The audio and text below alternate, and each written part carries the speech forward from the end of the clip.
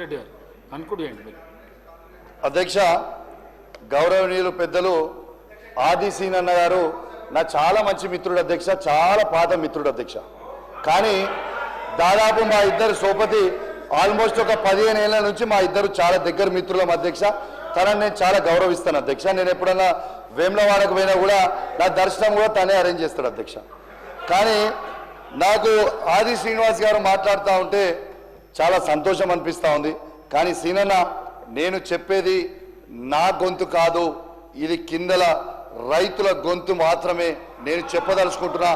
నేను మిమ్మల్ని విమర్శిస్తలేను, నేను మీకు ఏం చెప్తలేను, నేను కేవలం మీకు సూచన మాత్రమే ఇస్తా ఉన్నాను. మీరు తప్పకుండా ఇవన్నీ చేస్తే రేపు మీకే భవిష్యత్తులో మంచుకుంటుందని చెప్తున్నా తప్పితే, లేకపోతే మీరే ఇబ్బంది పడతారు. నేను అట్లాంటిది కానీ నేను రాజకీయం ఎట్లా చేస్తలేనని చెప్పి ఈ సందర్భంగా మీకు కూడా తెలియజేస్తున్నా సార్. మళ్ళీ తర్వాత నేను సీతక్క గారిని కూడా నేను ఏమనలే అధ్యక్ష. సీతక్క గారే నన్ను అన్నారు, నేను హైదరాబాద్లో ఉంటున్నాను అన్నారు. కానీ తను ములుగుపోతలేరు, అప్పుడు బాగా తిరిగి ఇప్పుడు తిరుగుతలేరు అనేది నేను అన్నా. దాని తప్పితే నేను మంత్రిగా ఉండి అని నేను తప్పితే దాన్ని బట్టి ఏమనలే అధ్యక్ష. అధ్యక్ష, ఇలా అప్పుడు ఇప్పుడు ఎప్పుడు ప్రజాక్షేత్రంలో ఉండే మనుషులు, నిన్న కాక మొన్ననే పోయొచ్చినాము. కాకపోతే అసెంబ్లీ నడుస్తుంది కాబట్టి ఒక మినిస్టర్గా నేను కూడా ప్రిపేర్ కావాల్సినటువంటి అవసరం ఉంది కాబట్టి ఈ టైంలోనే ఇక్కడ ఉంటాం.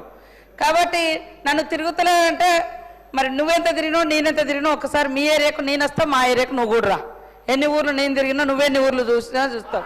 అట్లనే ఇంకొకటి సార్, ఆత్మీయ భరోసా, ఇందిరమ్మ ఆత్మీయ భరోసా. ఆడ ఎవరైతే భూమి లేనటువంటి వాళ్ళు ఉన్నారో మేము కొన్ని నియమ నిబంధనలు పెట్టుకున్నాం. భూమి లేనటువంటి వాళ్ళు 20 రోజులు కూలి పని చేసినటువంటి వాళ్లకు ఇవ్వడం జరిగింది. మొన్నటి వరకు కూడా ఎలక్షన్ కోడ్ ఉండడంతో ఇప్పటి వరకు ఒక 60 కోట్లు 70 కోట్లు వేసినాము. మిగతా ఇప్పుడు టోకెన్ అవి వేసే ప్రాసెస్లో ఉన్నాయి.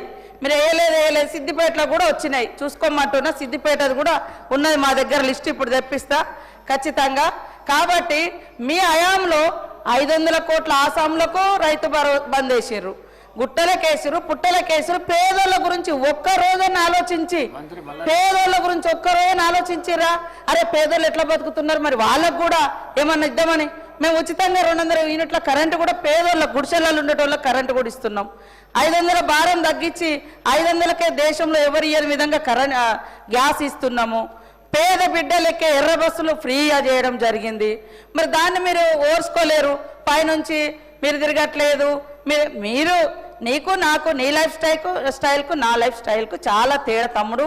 కాబట్టి వాస్తవాలు తెలుసుకొని మాట్లాడాలని కోరుతాను.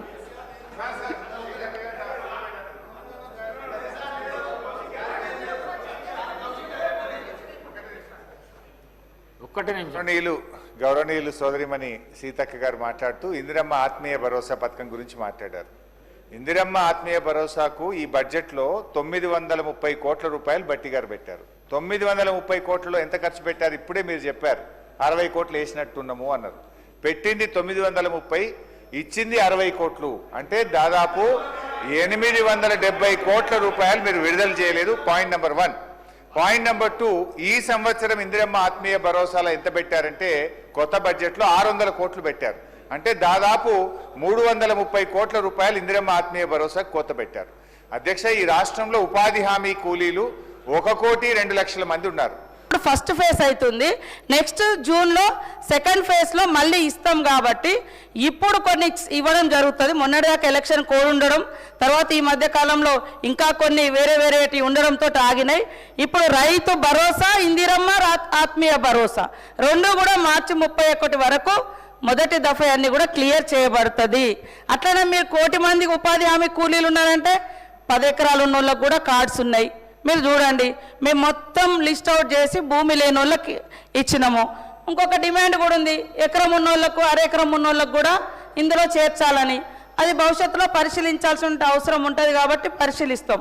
కానీ 1 కోటి మంది ఉన్నారు. 1 కోటి మంది అంటే 1 కోటి మందిలో 50,000 ఎత్తుకునేటోళ్ళు ఉన్నారు, 1,00,000 ఎత్తుకునేటోళ్ళు కూడా ఉన్నారు. ఎందుకంటే ఇది ఉపాధి హామీ, ఎండాకాలంలో మనం పని కల్పిస్తూ ఉంటాం కాబట్టి కొంతమంది ఎండాకాలంలో చాలామంది పనులకు కూడా పోతూ ఉంటారు. కానీ రైతు భరోసా ఎత్తుకుంటా ఉన్నారు.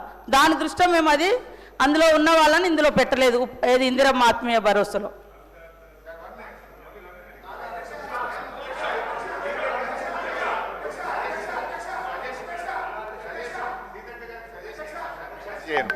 సీతక్క గారు రెండే పాయింట్లకు నేను ఎక్కువ టైం తీసుకోను. ఒకటి, మీరు రాళ్లకు గుట్టలకు ఇచ్చారని పదే పదే గౌరవ మంత్రి గారు చెప్పారు. నేనంటే రికవరీ చేయండి. ఒకవేళ అట్లా రాళ్లకు గుట్టలకు ఎవరికైనా ఇచ్చి ఉంటే ఆ వివరాలు బయట పెట్టండి. నంబర్ 1 రికవరీ చేయండి. నంబర్ 2 అధ్యక్ష, క్విక్లీ ఇందిరమ్మ ఆత్మీయ భరోసాలో మనము కూలీకి ఇచ్చేది 12,000.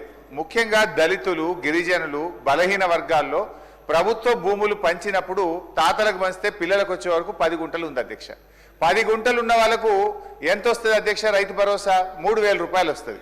10 గుంటలు ఉన్న పుణ్యానికి ఇవాళ 12,000 రూపాయలు వాళ్ళు నష్టపోతుండ్రు కదా.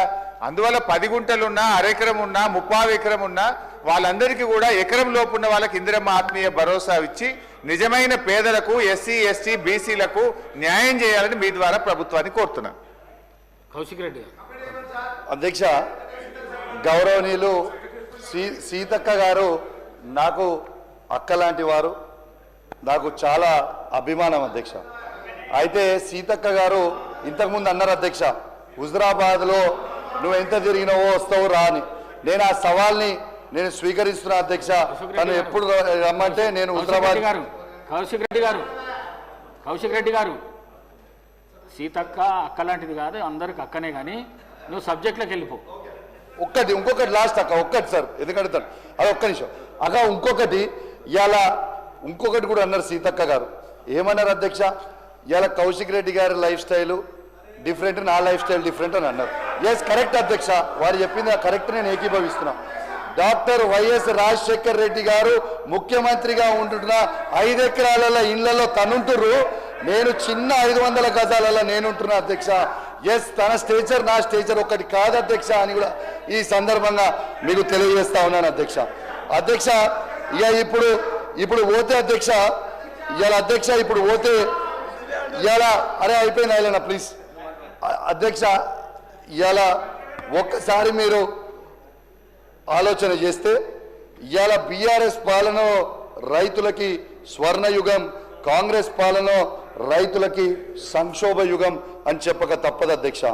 ఎందుకంటే మీకు కొన్ని ఉదాహరణలతో చెప్తున్నా అధ్యక్ష, ఉట్టికి కూడా చెప్తలేను అధ్యక్ష. 2014, 2015లో 34,97,571 ఎకరాలకి వరి సాగు విస్తీర్ణం ఉంటే అధ్యక్ష, 2023, 24లో 1,18,10,992 ఎకరాలకి విస్తీర్ణ పెరిగింది అని చెప్పక తప్పదు అధ్యక్ష. ఇప్పుడు అంటే 83,13,421 ఎకరాల పెరిగింది సాగు విస్తీర్ణాన్ని చెప్పక తప్పదు అధ్యక్ష.